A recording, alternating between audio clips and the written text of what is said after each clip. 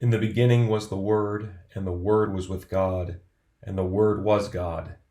In him was life, and the life was the light of men. The light shines in the darkness, and the darkness has not overcome it.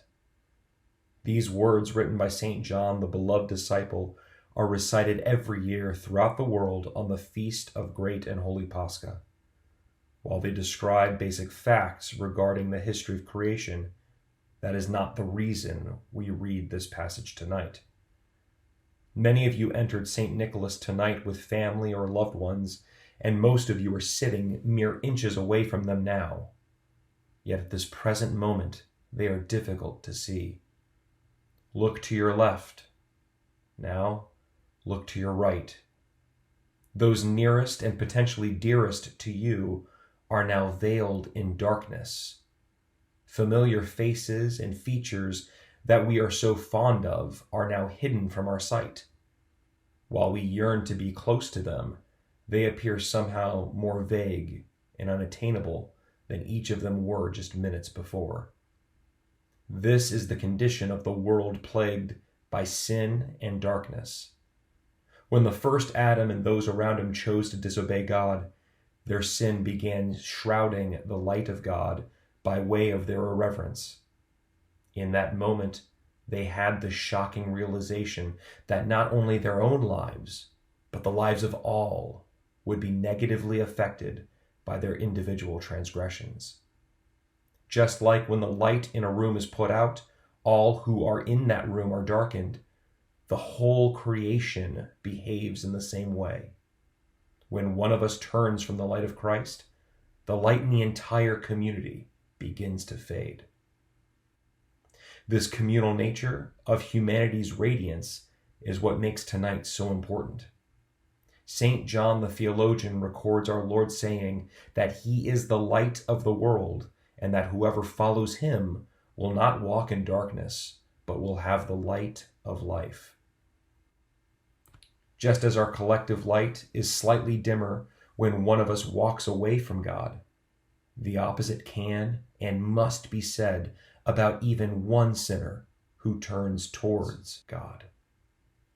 The example of a single person can have a lasting and far-reaching impact. A simple act of unexpected generosity, or a warm reception to a stranger who is in new surroundings, a steady shoulder to lean on in times of grief, or a heartfelt prayer for someone in need can not only change someone's day, but perhaps their entire life. Every fire, no matter how big, is lit by a single spark. By his passion, crucifixion, burial, and now resurrection, our Lord is providing the darkened world just that, a holy spark. Not one that will flicker and fade, for darkness cannot overcome this flame. No demonic principality or untamed beast can match the might of this light. No devious plot can undermine his providence. No agent of death can overwhelm his authority as the living God. And we know this for certain because yesterday, darkness tried. Death closed its jaws around our Lord with every ounce of its strength. And tonight, Christ breaks the fearful teeth that had attempted to ensnare him. The darkness tried to extinguish the light, only to be exposed and eradicated by his luminous rays. This victory over darkness and death is not just a triumph for the Lord Almighty alone, but one that he also freely shares with us as well. St. Gregory the theologian once wrote, "Yesterday I was crucified with him. Today I am glorified with him. Yesterday I died with him.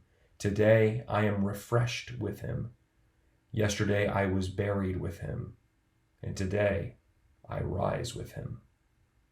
This journey of salvation that Christ pioneered this week is not something he walks alone, but is a path that he hopes all of us will follow him along. That is why even when he wept, we wept.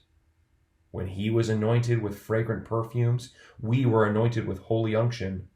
When he was led to his crucifixion at Golgotha, we followed close behind to venerate his holy cross.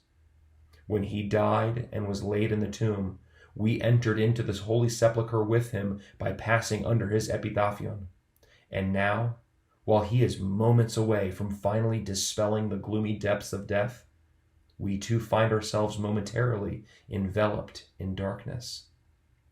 But as death finds out tonight, Christ is the light that shines in the darkness, and the darkness will never overcome it. Moreover, he has made us all part of his light as well. When we follow him, even as far as the very grave, we become the light of the world that he promised we would be. A light sparked and illumined by his eternal light, which can never be hidden, a light that illumines others and restores that which had previously been darkened by sin. St. Gregory concludes his earlier thought by saying, God does not delight in gold or silver. Let us offer ourselves, the possession that is most precious to God and most fitting. Let us give back to the image what is made after the image. Let us recognize our dignity. Let us honor our archetype. Let us know the power of the mystery and for what Christ died. Our faces and the faces of our loved ones around us are darkened, but not for much longer. As you see Christ's light pierce through the darkness, watch how it has the power to transform and reanimate the church around us. See how it reclaims that which was seemingly lost for a time, and those who were temporarily hidden from our view. Notice how his light becomes our light, and how our beauty as his greatest of creation is restored. Observe how others are illumined when you become part of this holy light. Finally, watch what happens to the darkness as it slowly melts away into the warm and joyful glow, not only of our candles, but of our victory anthem and unconquerable faith, for Christ is now risen from the dead. Come receive